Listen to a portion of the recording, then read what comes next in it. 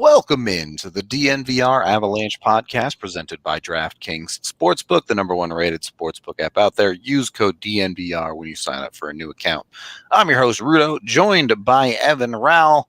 We'll get into the Norris conversation, Makar, Fox, and some other defensemen as well in a minute. First, apparently, according to Elliot Friedman, a not-so-young defenseman in Duncan Keith may be getting traded to the Pacific Northwest / Western Canada. Not a whole lot to go on there, but, you know, that certainly screams Vancouver to me, does it not? Yeah, Vancouver or Edmonton. We were kind of breaking this down. Who could have... Seattle just doesn't make a ton of sense unless they're getting, like, assets. Well, as you said before the show, Keith has a full NMC. Yeah. So he has to okay anywhere that he would go. Yeah, so Vancouver or Edmonton. If I was him, I'd look at Edmonton and say, okay, that makes a little bit more sense, but I don't know. At least there's a path to that team being good. Yeah. Get the best player in the world and then one of the best players in the world, so you can at least see that. But it'll be interesting to see what Chicago gets or has to give up to get rid of that contract, because he is obviously not the same defenseman he was 5-10 years ago. He is the numbers are not pretty for his defensive ability. So yeah, that's Chicago. If they somehow manage to get out of one of these contracts again, then that league there's always a way. Them off the hook. Yeah, there's always a way. That's what we just have to learn for Colorado now that they're going to be up against it. There's always a way out of this stuff. Keith, the decline has obviously been quite steep. He's 37, has 2 years left on the deal. 2 years left. That's it's not completely dead money, but at $5.5 million for the cap hit, you're getting more value out of EJ's contract at that point. Yeah. Because that deal, when he signed it, was like, whoa, this is legitimately one of the best value deals. And now it's bad. But that's what you expect when you sign a decade-long contract or whatever. The first 8 years of the deal were great. Mm-hmm. But then they banned contracts longer than 8 years. So yeah, it was. But yeah, we'll see. He's not going to be in the As division. Valeri and Shushkin can't. Well, I guess. No, he's not going to be. The Western Canada is not in the division. Not unless something weird happens with the division. I had to go back into my brain and realize what the divisions are again. So yeah, Nichushkin can't tear his groin in half by skating by him again. You hate to see it. You hate to see it on that front. Duncan Keith, for a significant part of his career, was almost the model defenseman in the NHL. Not only did he provide significant offensive production in the 40 to 45 point range with, I guess he had 2 60-point seasons in there, but those were certainly outliers. But his defensive ability as well is really what shined in Chicago. Mm-hmm. But are we seeing, I guess, and I know the answer to this is yes, but the changing of the guard on the defensive side with, you see Adam Fox and Cale Makar go 1-2 in the Norris voting this year? Yeah, we're seeing it, and it's not even just them. Like, you just have to look beyond them. Like, Charlie McAvoy was 4th or 5th. Shea Theodore was right there. Like, it's time to hand it over, and you know, Victor Hedman's still going to be there, I would imagine, for at least a few more years. But there's a new crop coming in, and I said it yesterday that the Norris Trophy, and we've talked about it on this show before, that for years it was just like, okay, you have to be recognized for a while before you actually get it. Like Doughty got the Lifetime Achievement Award eventually. Yeah. So the fact that a 23 and a 22-year-old were pretty clearly the top 2 vote getters is, I think, awesome. And you know, I know Makar, the reality is I think if he played those last 10 games or whatever that he missed, that he probably wins it, but he didn't. So that's why he didn't win it. That's the only reason why I think he didn't win it, to be honest. just to back up your point, also in the top 10 was Jacob Chikrin. And then you can kind of go down the list and you round things out. There are familiar names in there: Carlson, Petrie, Hedman, obviously Letang up there as well. But the number of younger guys, Fox 23, Makar 22, I think Chikrin is 23 as well, maybe 24. But extremely young on defense. The defensive position is no longer the position where the old adage was, oh, yeah, they need to play 300 games in the NHL before it really clicks. Not the case at all anymore for these guys. Yeah, does Makar even have 100 games? I think he has 101. Just over. Yeah. So, yeah. And I think even Darnell Nurse was in there. Yeah. So he's like 25. So it was a completely different top 10. And it's kind of awesome to see. McAvoy is the one who, for years, it was like, when he came in, stepped in the playoffs a few years back, it was like, okay, this guy's going to be awesome. And then he just didn't really take off. Floated around a little bit, yeah. And then Krug disappears, Chara's gone, and all of a sudden he takes off. And sometimes that's all you need. Yep. So sometimes it's just opportunity as much as anything else in this game. But to your point, Fox with 40 first place of votes, Makar with 31. Ultimately, Makar, it was relatively close for an awards vote in the NHL for that top spot. Definitely, I think you're correct. The only real knock you can put on Makar is lack of availability, I guess, is the word I'm looking for. His on-ice play, he only defenseman in the league to score a point per game this season. But Fox played, what, did he play 55, 54 games, I think? Something like that. Yeah, he was up there. So. Yeah, and Adam Fox he's awesome. He had an awesome year. I think he is deserving. That's one of those ones where Calgary drafted him. It's just like New York totally lucked out getting that guy, and all of a sudden they have a Norris winner. Yep. But Calgary drafted him, and then they traded him with Carolina, and he's like, I'm not signing here. I'm only going to New York. Must be nice. A long line of players to pull that move, but one of them's bound to be good eventually, right? It usually doesn't work. It's like Jimmy Vesey. It's like, okay, that guy kind of stinks. Yeah, for sure. But Fox has worked out so far. Despite the Norris vote, let me put it in plain terms, as we've already had multiple people in chat say it. Is Cale Makar better than Adam Fox, in your opinion? I would take him over Adam Fox. Okay. So would I. By a decent margin, I think, to be honest. When you actually get into the statistics and break things down, a topic I think Avs fans are probably getting used to hearing: Makar's team is better than Fox's. With New York, they didn't have any other choice. Fox, they had to play him in all situations. They had to play him all the time. Certainly on the power play, it literally lived and died through Adam Fox. So just being able to get used in a slightly bigger role, I think, helped Fox a little bit. Yeah, and I mean, playing on a worse team but still have fantastic numbers, like when you're on the ice compared to when you're off it, that matter a bit. But obviously Makar, he can't help who his teammates are. Like, he can't help the other defensemen on the team, things like that. So it's kind of unfair to hold that against guys like that, but it is what it is. Obviously, looking at the contract side of things, I'm not sure how much a second place changed much first place finish, because dude's gonna get paid the same either way that way, right? At that point. Yeah.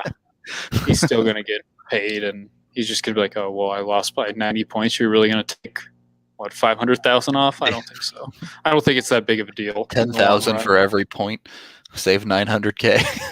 Yeah. But it's awesome. And the guys that we talked about in Makar's range before the season that are up for contracts didn't even have the years that they expected in Heiskanen and Hughes, and we expect those guys to kind of continue to be in the running year after year too. So it's definitely a changing of the guard. And my man Rasmus Dahlin, who had a god awful year at Buffalo, I eventually think he's going to turn it around. Yeah. The second he gets traded out of that place, he'll turn it around. In any case, I do want to get into those other guys a little bit in a later, but for now, looking at Makar and Fox, I guess you can throw Hughes into this conversation as well. Heiskanen and Dahlin are a little bit different, but for those three, is this the prototype defenseman now? 6 foot or smaller, not even 200 pounds, these guys. But absolutely great skaters, absolutely great puck movement. That type of thing. Is it all in the NHL on this? Are we going to see a massive? I know it's already started, but I guess my point is, how much is too much as far as a movement in this direction of smaller, more skilled defensemen? Yeah, it will be interesting to watch because it does seem like the NHL is trending in that way. But then you look at, there's going to be always people that are looking at the teams in the final saying, look at how big their defense is. Like, yep. But the reality is there's only one Victor Hedman. Like, you're not going to find 6'6" guys like that can skate and do that. They just never come along. So I think this is kind of the mold that the NHL's headed towards, and then you kind of build around that with different types of guys. But all you have to do is look at the young talent and realize that this is the way the league is trending. Yeah, I mean, no doubt it's headed that way, but I do think it'll be curious where the line ultimately gets drawn, because how many Quinn Hugheses can the league fit? You know, can Rocco Grimaldi-esque players play defense in this league? I still don't think that's super proven. Yeah, it's going to always come down to role, because if you have 3 Quinn Hughes on a team, like, yeah, that's awesome, but like, you only really have one defenseman on the top power play unit. At most teams don't run 2 defensemen. Yep. Like, how much use can you get out of that? Because, you know, just looking at a Quinn Hughes, he's not defensively as good as a Makar or a Heiskanen of those guys. So, yeah, it'll be interesting how far in the direction it goes, because we're already hearing it with the Avs that they're too small on defense. So, yep. Yeah, we'll see how this goes. Okay. Well, we can take our first period break on that note, as we are brought to you by Breckenridge Brewery, the official beer of DNVR, which you can get down at the DNVR bar with 8 different kinds on tap, or find their seltzers at a local liquor store near you. Use the Breck Beer Locator online to find that 15-can sampler pack. They're awesome, super delicious. I can't recommend them enough as someone who doesn't usually drink seltzers. Very, very good. And we're also brought to you by that DraftKings Sportsbook. You can head on over there, use code DNVR when you sign up with a new account. Right now, they're running their $1 for $100 in site credit promo when you do sign up. Bet on any basketball team still in it to win their next game. Not the series, not the whole thing. All they have to do is win the next game that they play, and you turn that $1 into $100 in site credit. Of course, you can bet on the Cup Finals between Tampa and Montreal. You can bet on baseball if that's your thing. You can bet on the Tour de France. You can bet on other weird random sports that sometimes I don't even understand or know the name of, but you know what? DraftKings Sportsbook does. So they got you covered. Head on over there. Use them. It's super easy to deposit and withdraw at your convenience. Super safe and reliable. So, yeah. Download the top-rated DraftKings Sportsbook app now and use that DNVR promo code again to get your amazing $1 deal. Super easy, super awesome. Must be 21 or older, Colorado only. Other terms, restrictions, and conditions apply. See DraftKings.com/sportsbook for details. Again, $1 for $100 bet paid out in site credits. If you have a gambling problem, call 1-800-522-4700. And then when you win some money off of DraftKings, use that to sign up for a DNVR membership. It's an awesome time over here. Obviously, all of our exclusive content behind our written guys, both Evan and AJ, working on stuff on that side.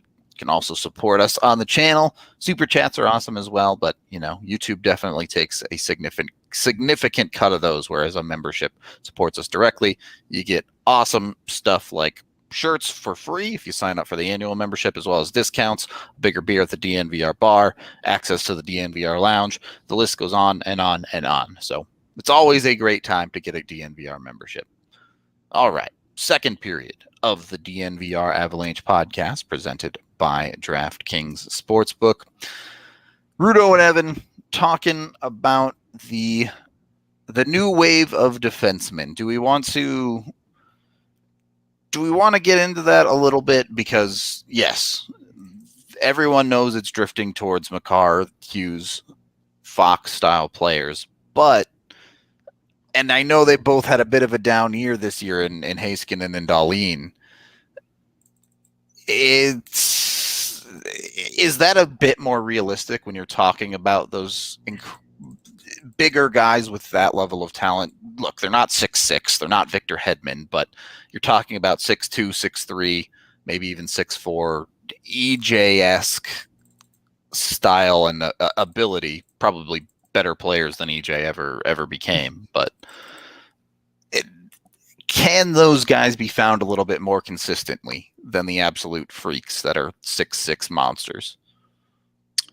Oh yeah, you're not going to find the 6'6" freaks like that very often. Like even Owen Power that they're talking about this year going first overall. In normal year, he's not going first overall. Right. This is just not a good year.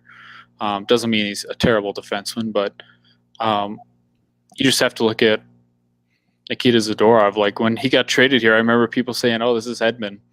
Like he could be Hedman light," and there's just not wasn't there. Yeah. You're not normally going to find guys like that, and they can't all develop like that. So you're more likely to find a little bit smaller. Heiskanen is not that much bigger than Makar, I don't think, but Dahlin I think is a little bit bigger. So yeah, that's just kind of the mold, 6 to 6'2", and ability to play anywhere. And because Makar is, he's 6 foot, he's still listed that. I've seen him listed 5'11". I don't think he's that. I think he's bigger than that. And we've even seen he can throw the body around. So yeah, we're definitely headed towards that mold, and it's more realistic, certainly, than finding a massive dude to play on defense. Yeah, I think that's definitely true. And part of that is the way the game gets called now, right? At least in the regular season. Penalties are a lot tighter than they were a decade ago. You can't get away with nearly as much. So defending comes from positional skating ability. And then honestly, you see it every night with the Avs. It comes as much with getting the puck out of your own zone as getting it in the first place. Yeah, and it's funny you mentioned regular season, because obviously anyone who's watched the playoffs can see the standard completely changes, and that obviously is going to mess with things if you're going to build a smaller team. So you, I guess, just have to find a happy medium somewhere in between, and that's going to be how teams are going to have to think maybe down the line. Just how do we find somewhere in between? Because the whole thing about Bettman defending the refs and saying that they tell them to call it from the start of the regular season to the end of the Stanley Cup playoffs, and it's like anyone with eyes can see that doesn't happen. It's just blatantly untrue. Yeah. So it does change a little bit in the playoffs, and I'm sure we're going to hear about it, because on one side you have Hedman and on the other side you have Weber, and those guys are just beasts. Like, they're huge and they played a little bit differently, but I think the key moving forward is going to be, it's not just going to be size, but it's just going to be ability to skate, because that's obviously where the entire league is headed. Yep. So is that something the Avs need? Do they need a little bit, I guess you could say, size? And obviously Sam Girard is small. Makar is not small, but the league seems to consider him small despite his physical ability. Taves has plenty of size, I would say. Doesn't need more at the very least. But then you start running into a bunch of young kids, and Timmins and Byron potentially in there. Graves has size. Not the best skater. EJ, we have no idea if he'll be back or not.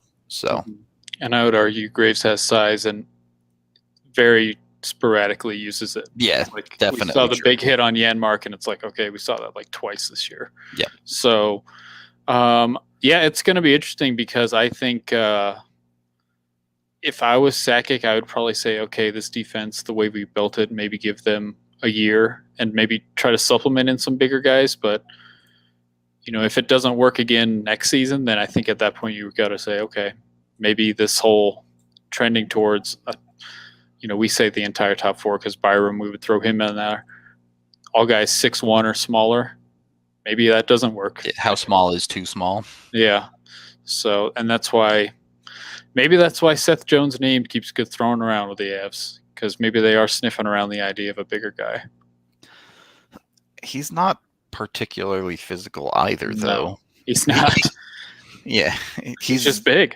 He's big. He's not even a great skater. I guess, better skater than Ryan Graves, but that's not a huge bar to climb over for an NHL defenseman anyway. But it will be curious for these guys too. I've talked with AJ about this a little bit, but where does the defensive market get set this year? Obviously been reported out there that all of these major contracts, Fox, Makar, Hughes, is Heiskanen's up to, or does he have one more year? Fox isn't. Fox is still. Fox is the one with one more year. Okay. All right. So Heiskanen as well. They all want more than Shabbat, who got an 8x8. But there's also, it seems unlikely anyone is going to get put in the realms of like Erik Karlsson's deal. No, if I had to guess, I would say it's going to.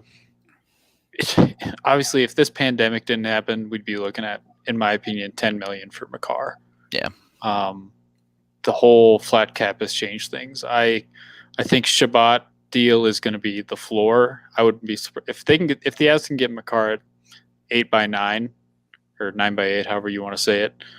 I think that's going to be kind of the sweet spot there, and that you hope. I think either way, the market's going to get reset on defense, because all these guys outside of Hughes, because he had a big step back this year, I think Heiskanen has a little bit more pedigree there because he's played. I think he's played 3 full years there now. And then he had the playoff run, so I think he's got that in his back pocket too. So I think they're all Fox, Makar, Heiskanen. I would put them above Shabbat for sure, and I think they are going to reset that market. All right. Fox, that'll be interesting to watch, because if you're him, do you wait another year and say, pay me more next year? That's true. Bet on yourself a little bit there, because he's still going to be the man in New York as far as that defense is concerned. Still going to have Artemi Panarin.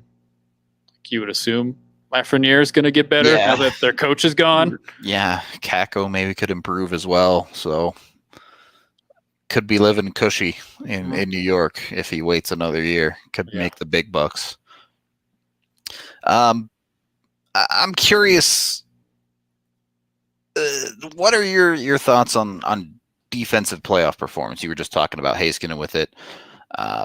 Obviously, we've dissected Makar quite a bit this year, especially. He's a point per game player, but like the entire team disappeared a little bit at times in that Vegas series. You have someone like Shea Theodore in Vegas who played quite well defensively, but they also got weird production from guys like Alec Martinez finding the fountain of youth and things like that. So beyond the size ability, is there something different that you need from a defenseman in the playoffs, or is that something that maybe you get with a little bit of age? Is that consistency? Yeah, it's something you get with a little bit with age. And also I wonder if you're Makar, do you maybe, or not just Makar, these other guys, do you maybe test the limits of what you can get away with stick work and, cross checks, things like that? Because obviously they're not calling it in the playoffs. So you have to kind of test the limits and maybe go a little bit outside of your comfort zone. I think Makar has a little more mean streak than maybe we think. And I really think that's where Bob is going to come in, because he's got nastiness to his game. So definitely agree with that on Byram. It's definitely going to come from, playing more and consistency, because I mean, Hedman made the finals when he was, 23, 24? I'm trying to remember when they made the finals. I think it was 2015, so maybe 25, something like that. So it takes time, and eventually you learn it over time and the consistency of what you need to do in the playoffs. But yeah, I'm not super concerned. Makar was, I would say, up and down these playoffs. He still put up numbers, but we saw in the Vegas, the first game, he was the best defenseman in the world. Yeah. And then the rest of the series, it was pretty disappointing, to be honest. So it takes time. So I guess it's kind of weird to talk about, but we're talking about playing to the refs as a skill for defensemen.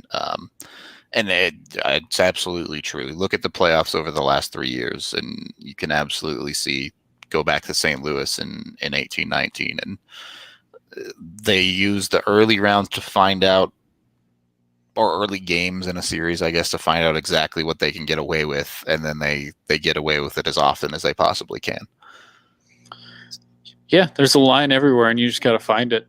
And there's apparently no line in these playoffs. Yeah, so it would seem you can do pretty close to anything in some of these series. But. Yeah, interference, all that stuff, you can get away with it. It's just a matter of realizing where the line is. And maybe as a 21, 22-year-old, you don't realize that you can maybe get away with more than you think.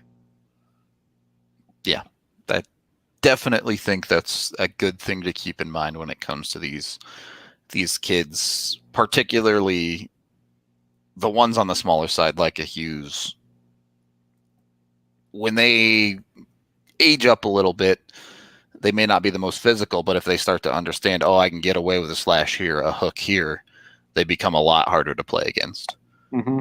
So we'll have to wait and see exactly. We can take our second period break on that note, as we are brought to you by, we're talking about boys becoming men here. So, it's got to be Manscaped. Use code DNVR to get 20% off at manscaped.com. Get the perfect package 4.0. Get the new Weed Whacker trimmer. Well, that's not the new one. The lawnmower is the new one. The Weed Whacker is for your nose hairs. The lawnmower 4.0 is the new trimmer with the super bright light to get all the crevices. If you're like me, put on some pounds over the pandemic that I still haven't worked off. So, got to get in there. Got to find some space. Again, use that DNVR 20 code with Manscaped to get 20% off and free shipping on all of their amazing products. We're also brought to you by Solace Meds. You can head on over to one just a couple of blocks down from the DNVR bar. Check out online. Use code DNVR20. Get 20% off your entire purchase. Set it up for pickup, go into the store, get what you need, get out really quick. Super easy. There are 4 convenient locations. If the one down by the bar ain't for you, Fort Collins, Wheat Ridge, Broadway, all easy, awesome. Get in there. Get their select deals on a handful of products in store as well, ranging from 10 to 25% off. And certainly, last but certainly not least, Strava Craft Coffee, the CBD infused coffee. You can get cold brew down at the DNVR bar, and you can get 25% off when you use code DNVR25 at checkout online at StravaCraftCoffee.com. Third period of the DNVR Avalanche podcast presented by DraftKings Sportsbook. Struggling today. Super chat from Jacob. Thank you very much. Is Fleury's Vezina win an apology Vezina? No. Marc-Andre Fleury was incredible in the regular season this year. The dude straight up deserved it. I have no argument against it. Again, awards are regular season voting only. So he doesn't get dinged for his little adventure in Montreal. Yeah. But yeah, he was deserving. No doubt about it. It's interesting too, right? Because it is a fair point to say that Fleury and Grubauer, 2 Vezina finalists, both played behind fantastic defenses this year. So there is a certain level of team play that goes on there that's hard to separate. There always has been, and especially surface goalie statistics without getting into the advanced stuff. But Fleury was just great. I have no argument against Fleury on this one. Yeah, I think you could even Vasilevsky. Obviously, behind a great team too. But he can wipe his tears with a second Stanley Cup, I guess. Yeah, he can. Is that something that Avs fans are just going to have to get used to, being the bridesmaid on these individual awards here? Because outside of the Calder, which they have won plenty of, it's been a very long time since the Avs have won an individual award. I think you have to go all the way back to Hayduke winning the Rocket, was it? Yeah, but that's not even a voted on award, yeah. Right, but it's still an individual. The last voted award the Avs won was Forsberg's Hart, I think. Potentially, yeah. I don't remember. Excluding Calder, obviously. Yeah. They've won like 4 of those, but no, because I think we said Makar is going to win a Norris very soon. And to be honest, McKinnon is dangerously close to getting that Lifetime Achievement MVP award. No That's matter what. true, yeah. He's been all over it. Is this his 3rd time nominated? Maybe 4th time? Yeah. 2 second-place finishes. So, yeah, he'll get one. Oh, yeah, Patrick Waugh. There you go. Oh yeah, the coaching award. I totally forgot because Sakic has been snubbed a handful of times for the GM of the year. Now, if we want to talk snubs, that was the year of Varley's snub. Yeah, Varley's non-Vezina year for sure. Been like MVP. He should have been in the running for MVP. That team had no business being up there without him. O'Reilly won the Lady Byng. Sam Girard won a Lady Byng, I believe. That's true. You're right, but those are the fake awards. Oh yeah, duh. McKinnon won one last year, but those nobody are cares fake about awards. those. Yeah, the players don't even care about those. Yeah. I think McKinnon was mad that he won the Lady Byng and not the MVP. So there's a story. I think Alexander Mogilny won the Lady Byng, and he just like, I don't want this. Like something like that.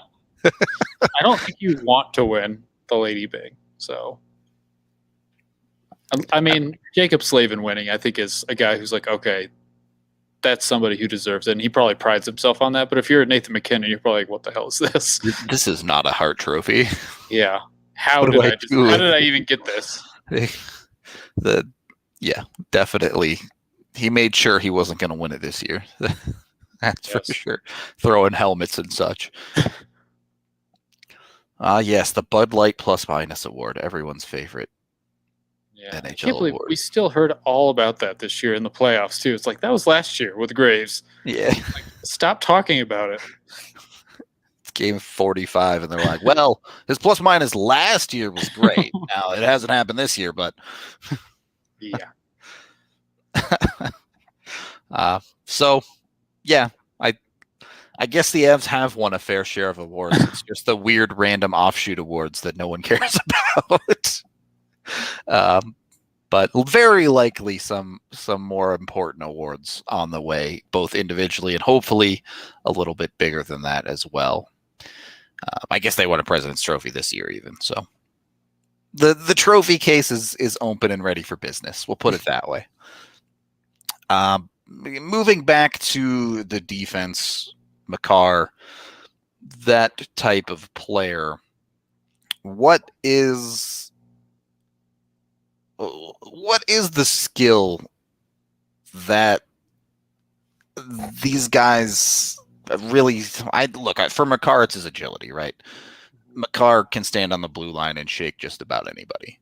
We see that it's on an otherworldly level, but I don't see that ability, that's something special as much in guys like Fox or Heiskanen or Hughes. Not to say they're all unbelievably good NHLers, but is that it? Is that what separates Makar, or do some of these other guys have ability like that?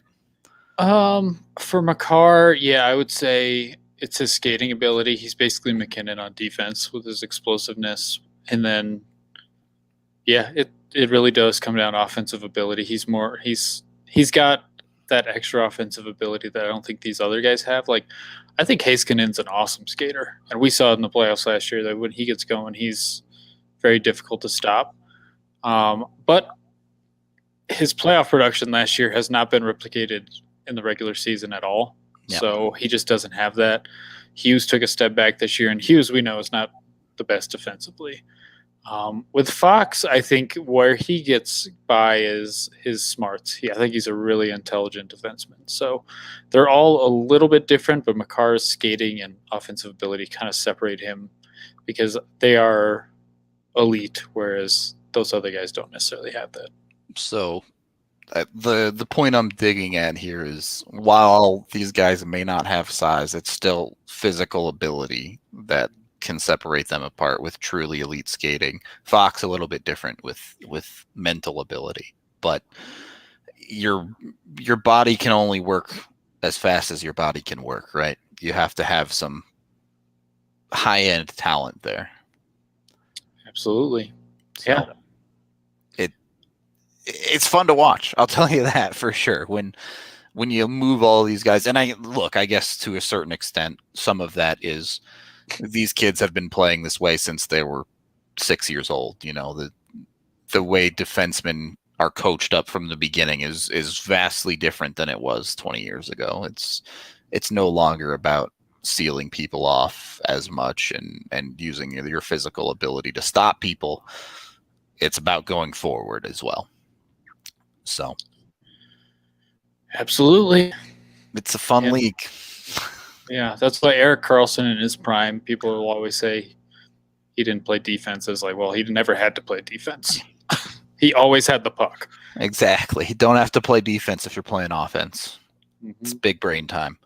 But McKinnon still got I haven't looked at all the voting. Yeah. He still got first place Lady Apparently Bing he got 2 first place Lady Bing votes.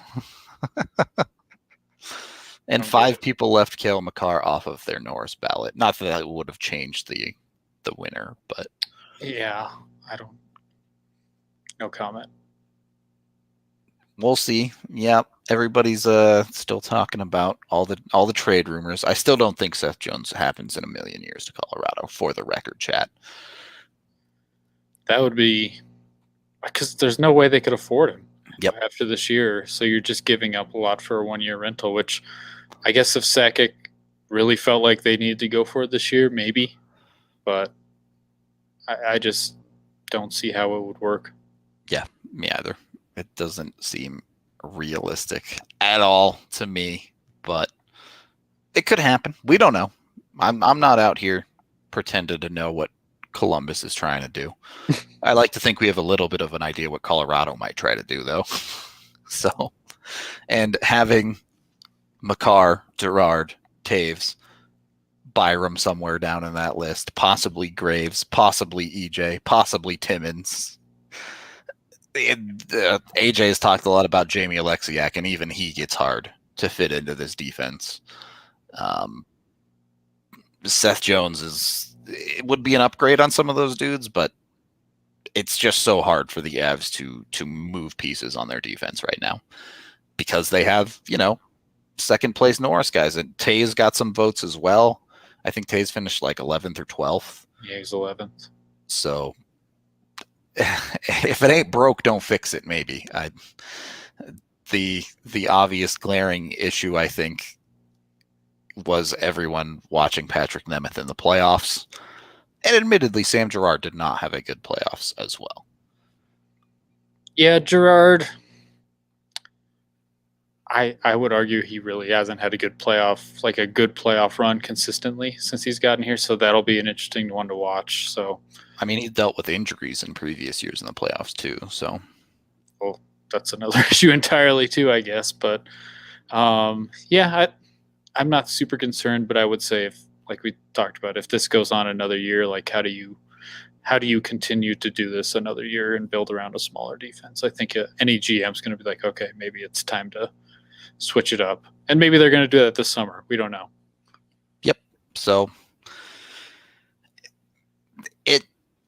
I guess the experiment will continue. AJ likes to call the Avs the grand experiment with all this commitment to speed and playing up-tempo, high-paced, offensive first, to a certain extent, hockey. Look, at times last year, they were the best team in the league, I think, by a decent margin. But at other times, they couldn't find anything. And look, it starts with the defense. We saw it in the Vegas series when your defense is stuck in their own zone and failing to do the exact thing they're designed to do.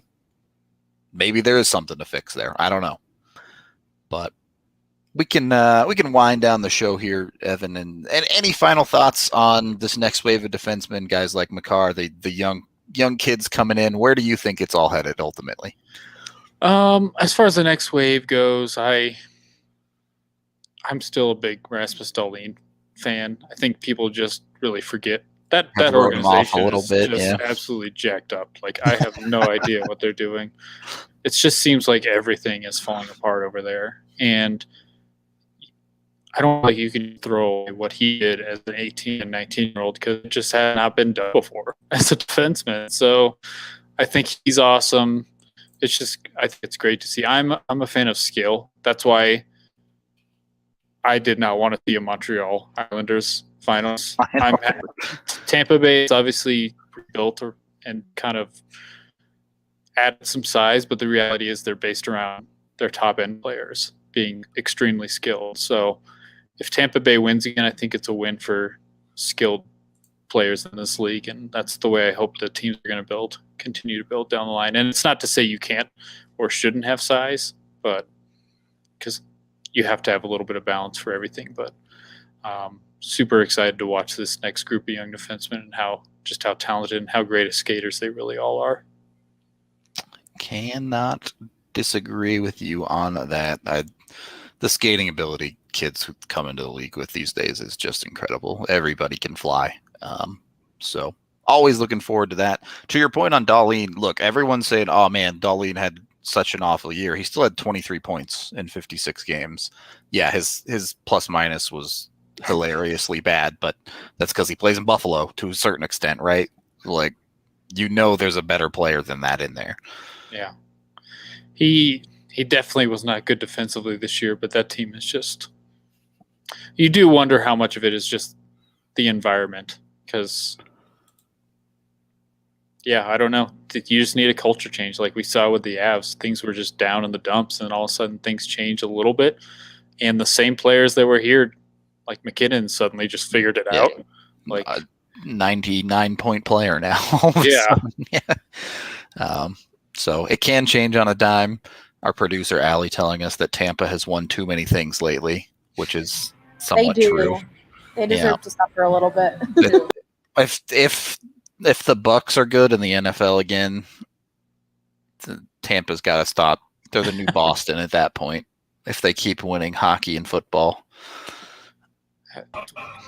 Yeah. Sports are meant for pain and suffering. It's true. Happiness every once in a while. Yeah, you're not allowed to just win. Happiness already.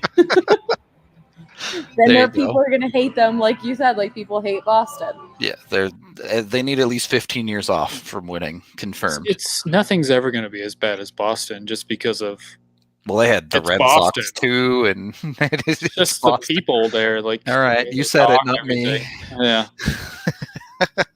So nothing. I mean, do people in Tampa Bay even like just talk? Like, I don't even see anyone from Tampa Bay in my like social. It's not like Boston anywhere close to it. I don't think. Well, Boston has all four major championships in the last 15 years. Is it? I don't who.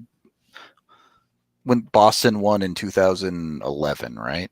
Yeah, they got baseball, hockey, basketball is. Yeah, they won. Yeah, they did win all of them. Yep. So, I guess. One's a massive market in Northeast, and then one is just like in Florida. Like, it's a little bit different. Definitely different. It's not even Miami. It's Tampa. So, but they are winning a lot. So, chill it out. It's time for someone in the mountain range to win some stuff. How about that? All right. On that note, we are out of here for the day. Be sure to like and subscribe to the video on YouTube. It helps us out a ton here on the channel. I think we just crossed 13,000 subscribers, somewhere in there, but we're trying to work all the way up to 100K. We want our silver play button, chat. We want one. Either way, thank you for watching, listening, however you consume the pod. We appreciate you. We will be back tomorrow, probably at 1 p.m. back to our normal time, but playing it by ear a little bit here. as we see how things go until AJ's all set up in Canada. So until tomorrow, we will talk to y'all later.